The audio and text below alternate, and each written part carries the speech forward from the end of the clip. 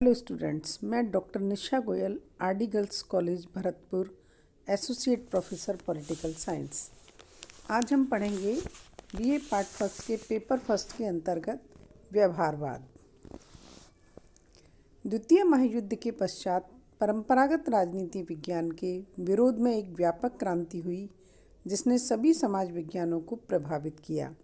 इस क्रांति को ही व्यवहारवाद का नाम दिया जाता है। यह व्यवहारवादी क्रांति नए राजनीति विज्ञान के साथ इतनी जुड़ी हुई है कि इसे राजनीति के वैज्ञानिक अध्ययन का सहचर कहा जा सकता है। व्यवहारवाद के प्रणेता डेविड ईस्टन है। डेविड ईस्टन व्यवहारवाद के संबंध में लिखते हैं, व्यवहारवाद वास्तविक व्यक्ति पर अपना समस्त ध्यान केंद्रित करता है। व्यवहारवाद के अध्ययन की इकाई मानव का ऐसा व्यवहार है जिसका प्रत्येक व्यक्ति द्वारा पर्यवेक्षण, मापन और सत्यापन किया जा सकता है। व्यवहारवाद राजनीतिक व्यवहार के अध्ययन से राजनीति की संरचनाओं, प्रक्रियाओं आदि के बारे में वैज्ञानिक व्याख्याएं विकसित करना चाहता है। सिवली, ट्रूमैन आदि ने भी व्यवहारवाद के बारे में अपने विचार व्यक्त किए हैं। हम देखेंगे व्यवहारवाद के संबंध में रॉबर्ट ए डहल की व्याख्या। रॉबर्ट ए डहल व्यवहारवाद की व्याख्या करते हुए बताते हैं कि यह राजनीति विज्ञान के अंतर्गत एक ऐसा विरोध आंदोलन है जिससे अनेक राजवैज्ञानिक, विशेषकर अमेरिकी, संबद्ध हैं जो परंपरागत राजनीति विज्ञान से असंतुष्ट हैं। यह परंपरागत राजनीति विज्ञान के विभिन्न उपागमों जैसे ऐतिहासिक, दार्शनिक, विवरणात्मक, संस्थात्मक आदि के विरुद्ध एक प्रतिक्रिया है। दूसरा, वो ये मानते हैं कि कतिपय नवीन पद्धतियों और उपागमों का विकास किया जा सकता है जिनकी सहायता से राजविज्ञान में आनुभविक प्रस्थापनाओं और कुछ सीमा तक व्यवस्थित सिद्धांत का विकास संभव है। नंबर 3, इसको वो एक ऐसा आंदोलन मानते हैं जिसका उद्देश्य राजनीति विज्ञान को आधुनिक मनोविज्ञान, समाजशास्त्र और अर्थशास्त्र में विकसित सिद्धांतों, पद्धतियों, खोजों और दृष्टिकोणों के निकट संपर्क में लाना है। नंबर 4, ये एक ऐसा प्रयत्न है जो राजनीति विज्ञान की आनुभविक तथ्यों को अधिक वैज्ञानिकता प्रदान करता है। इसका उद्देश्य प्रशासन संबंधी सभी घटनाओं को मनुष्य के एक ऐसे व्यवहार के रूप में प्रस्तुत करना है जिसका पर्यवेक्षण कर लिया गया हो अथवा जिसका पर्यवेक्षण किया जा सकता हो। नंबर 6, व्यवहारवाद विषय के आनुभविक तत्वों को अधिक वैज्ञानिकता बनाने का प्रयत्न है। ये एक ऐसा उपागम है जिसका उद्देश्य राजनीतिक जीवन के आनुभविक पक्ष को ऐसी प्रणालियों, सिद्धांतों और कसौटियों के द्वारा जो आधुनिक आनुभविक विज्ञान के अधिनियमों, अभिसमयों, अभिग्रहों को पूरा करती हों, स्पष्ट करना है। इस तरह हम देखते हैं कि व्यवहारवाद एक ऐसा उपागम है जिसका उद्देश्य राजनीतिक जीवन के आनुभविक पक्ष को ऐसी प्रणालियों, सिद्धांतों और कसौटियों के द्वारा जो आधुनिक आनुभविक विज्ञान के अधिनियमों, अभिसमयों, अभिग्रहों को पूरा करती हों, स्पष्ट करना है। यह विषय के आनुभविक तत्वों को वैज्ञानिक बनाने का जिस अर्थ में उसकी गणना हम आनुभविक विज्ञानों में करते हैं, एक प्रयत्न मात्र है। संक्षेप में कह सकते हैं, व्यवहारवाद एक ऐसा दृष्टिकोण है जिसका लक्ष्य विश्लेषण की नई इकाइयों, नई पद्धतियों, नई तकनीकों, नए तथ्यों और एक व्यवस्थित सिद्धांत के विकास को प्राप्त करना है। व्यवहारवाद की आधारभूत मान्यता यह है कि प्राकृतिक विज्ञानों और समाज विज्ञानों के बीच एक गुणात्मक निरंतरता है। अब हम देखेंगे व्यवहारवाद के उदय और विकास के कारण। यह अध्ययन पद्धति 20वीं शताब्दी की एक महत्वपूर्ण देन है जिससे विकसित करने का श्रेय अमेरिकी राजनीतिक वैज्ञानिकों, विशेष रूप से शिकागो आंदोलन को है। व्यवहारवाद के उदय के मूल में कई कारण रहे हैं। जैसे सबसे पहला कारण है परंपरागत अध्ययन पद्धतियों के प्रति असंतोष।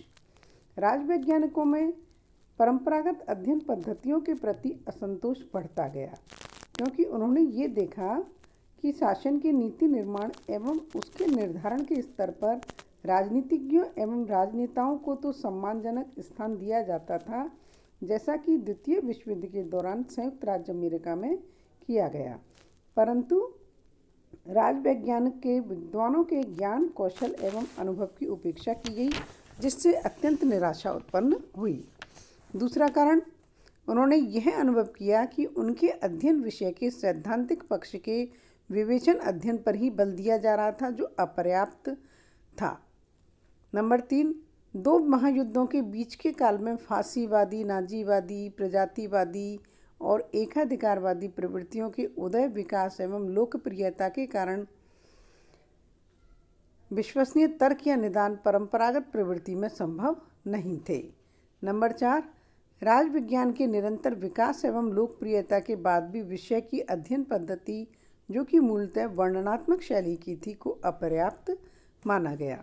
नंबर 5, अन्य विषयों जैसे प्राकृतिक विज्ञानों तथा समाजशास्त्र में विकसित प्रक्रिया के फलस्वरूप नवीनतम एवं विश्वसनीय पद्धतियों और तकनीकों के प्रति जिज्ञासा उत्पन्न हुई, जबकि राजनीति शास्त्रियों ने इस क्षेत्र में भी अपने आप को पिछड़ा हुआ पाया।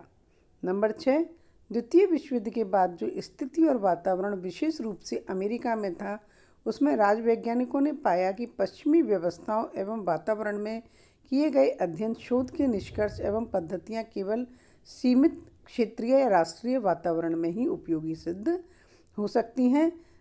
एशिया, अफ्रीका और लैटिन अमेरिका के नव स्वतंत्र एवं पिछड़े देशों की कई समस्याओं, प्रक्रियाओं और चुनौतियों का अध्ययन परंपरागत पद्धतियों द्वारा करने पर अध्ययन से वास्तविक स्थिति का ज्ञान संभव नहीं है और न ही राजनीतिक कार्य एवं व्यवहार की अंतरंग स्थिति को प्रमाणित स्तर पर समझा जा सकता है।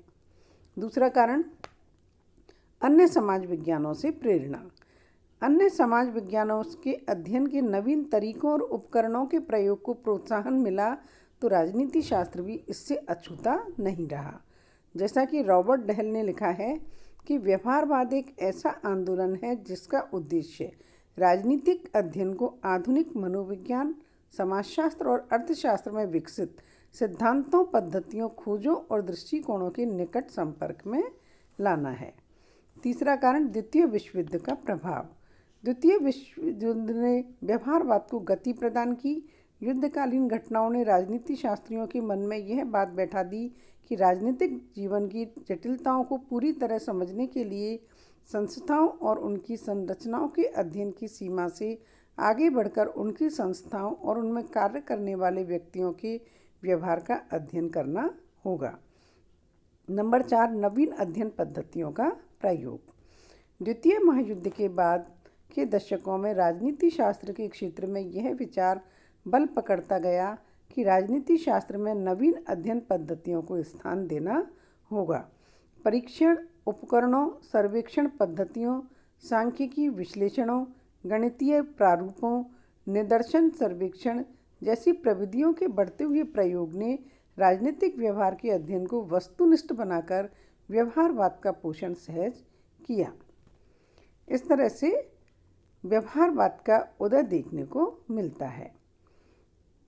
एक नज़र डालेंगे हम व्यवहारवाद का विकास। व्यवहारवाद का ऐतिहासिक विकास संयुक्त राज्य विज्ञान की यथार्थवादी एवं अनुभववादी अध्ययनों के साथ जुड़ा हुआ है। इसका प्रारंभ 1908 में ग्राहम वालस की ह्यूमन नेचर इन पॉलिटिक्स और A.F. बेंटले की द प्रोसेस ऑफ गवर्नमेंट पुस्तकों में हुआ। वालस ने राजनीति के अध्ययनकर्ताओं द्वारा संस्थाओं का विश्लेषण करने और मानव का विश्लेषण करने से बचने की प्रवृत्ति के प्रति असंतोष व्यक्त किया। स्पष्टतया ही यह अनुभववादी या व्यवहारवादी अध्ययन को अपनाने के लिए एक आग्रह था। इसके बाद 1925 में प्रकाशित चार्ल्स मेरियम की रचना न्यू एस्पेक्ट्स ऑफ पॉलिटिक्स को व्यवहारवाद की दिशा में एक महत्वपूर्ण चरण कहा जा सकता है। अमेरिका में मेरियम की प्रेरणा से यथार्थवादी एवं परिमाणात्मक अध्ययन किए गए और सुप्रसिद्ध शिकागो संप्रदाय व्यवहारवाद का प्रमुख गढ़ बन गया। नव स्थापित पॉलिटिकल साइंस एसोसिएशन और सोशल साइंस रिसर्च काउंसिल तथा फोर्ड, कार्नेगी और रॉकफेलर जैसी निजी संस्थाओं से इसे सहायता तथा शक्ति मिली, जिससे व्यवहारवादी दृष्टिकोण सर्वव्यापक हो गया। अब अमेरिका में व्यवहारवाद एक बौद्धिक प्रकृति के रूप में प्रभावशाली आंदोलन का रूप धारण कर चुका है। इस विचारधारा का प्रतिनिधित्व करने वाले अनेक शोध पत्र प्रकाशित होते हैं, जैसे public opinion, quarterly world politics, American behavioural science and behaviour science आदि। वहाँ की समाज विज्ञान शोध पद्धति ने राजनीतिक व्यवहार तथा तुलनात्मक राजनीति पर 2 समितियों का गठन किया है। इसे अब सभी प्रमुख राजवैज्ञानिक जैसे David Easton, Lasswell, Almond, Coleman, Heinz Eulau, डायस, एडवर्ड शील्स, पॉवेल आदि अपना चुके हैं। ये था व्यवहारवादी आंदोलन का अर्थ, परिभाषा और उसके उदय और विकास के कारण। अगले लेक्चर में हम देखेंगे।